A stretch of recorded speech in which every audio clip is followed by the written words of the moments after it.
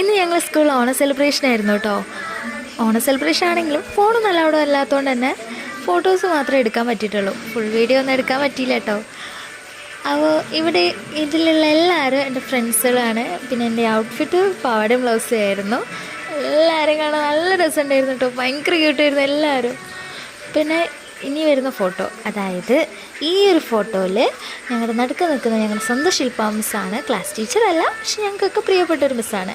ഇത് എൻ്റെ വീടിൻ്റെ അടുത്ത് തന്നെയുള്ള എൻ്റെ ബെസ്റ്റ് ഫ്രണ്ടായിട്ടുള്ള അനന്തിതയാണ്. പിന്നെ കുറച്ചും കൂടി ബെസ്റ്റ് ഫ്രണ്ട് എന്നൊക്കെ പറയില്ലേ, അതാണ് കേട്ടോ ഇവളാണ് തൻവി.